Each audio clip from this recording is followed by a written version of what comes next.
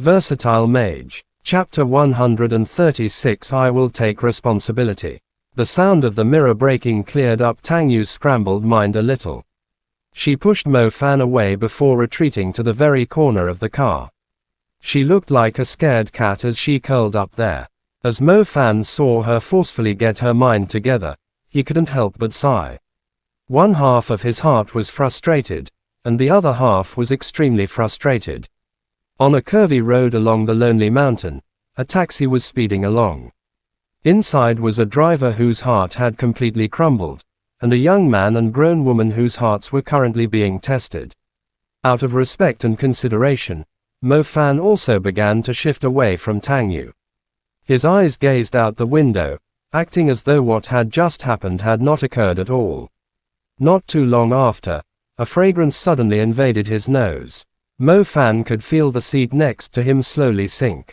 He turned his head around, only to realize that Tang Yu, who had just been like a scared kitten, had turned into a fierce cat bearing fangs and claws as she once again pounced at him.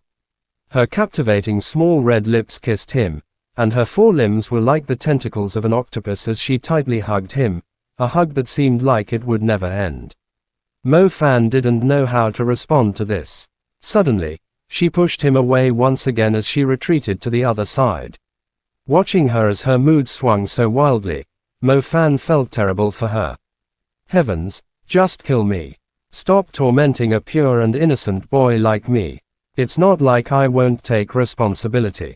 You dare to give me this kind of delight, and then just let it walk away.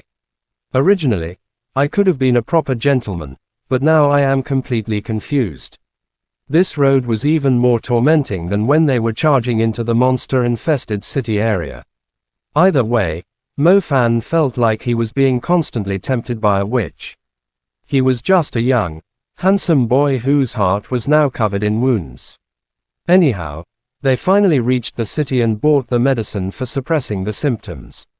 The woman of his dreams was filled with shame as she ran away, leaving behind a Mo Fan whose chaotic heart was still billowing as he stood in an unfamiliar part of the city, completely perplexed. After he had finally regained his senses, Mo Fan wanted to take a stroll around the city of Hangzhou. However, he quickly received a threatening text message.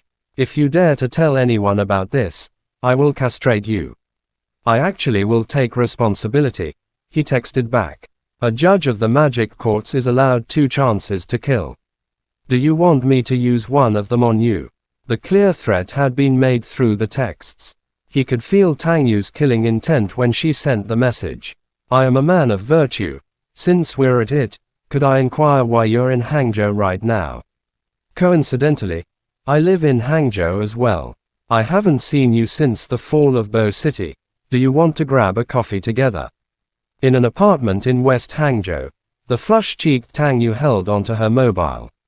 As she saw the most recent message, she wanted to give herself some respect by acting like he was a stranger.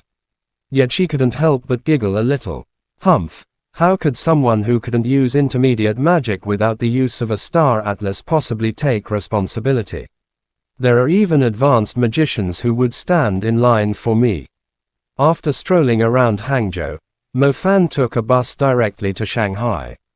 To be fair, it couldn't even be called the outskirts of Hangzhou.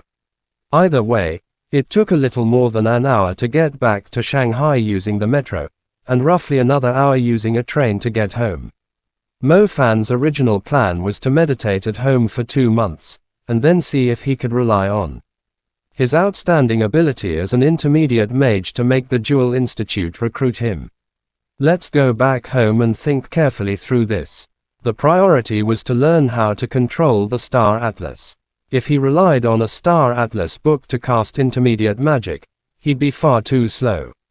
Furthermore, if he continued using the Star Atlas books, then the stars most likely wouldn't see him as their father anymore.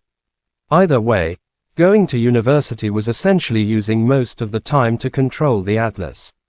He might as well stay home and meditate, and learn the skill before stepping into the institution.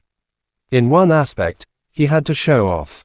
For someone like him who enjoyed showing off, there would be no way to do that if he didn't have any hidden power. On the other hand, he'd have even more time to interact with new things. I just don't know anything about things like the curse element. Who knows, maybe there'll be a day where I die like the 4 people from the Dongfang family, completely clueless. Furthermore, it's not like I won't have to cultivate after I get to university. I'll awaken a 3rd element, and then I'll have to spend even more time on top of that. Right, I've made my decision. I'll cultivate for a year and then charge my way into Dual Institute. Tang Yu was indeed very sincere. Originally, Mo Fan thought that because of the moment of passion in the car, she would never again look at him. Unexpectedly, she still sent him a message to go to the Magic Association of Shanghai to awaken, with someone there to guide him.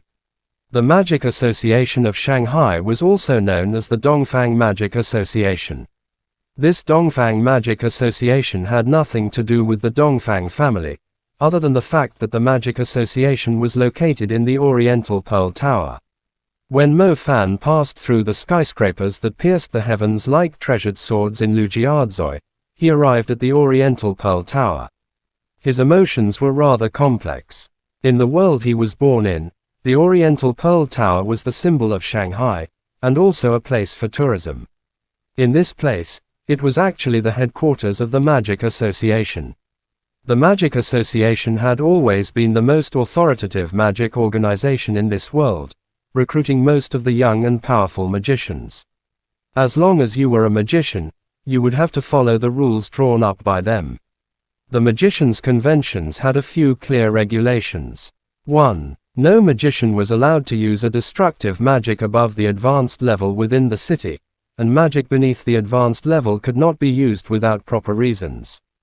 2. Never use magic against commoners. Doing so would result in a punishment equal to killing someone. 3. Magicians were allowed to have duels, and injuring someone in them was fine. If death occurred, punishment would be determined by the magic court. The Magic Association was equivalent to a magician's police force and legal system. The magicians' conventions were something that all magicians in the world had to comply with.